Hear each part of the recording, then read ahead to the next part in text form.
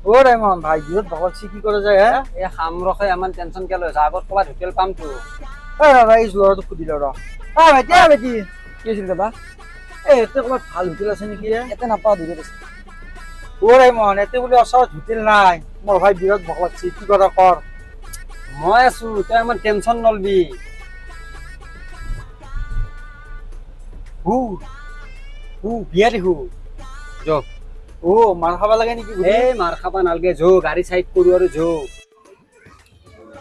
বন্ধু ভালে আছা ভালে আছা ভিনি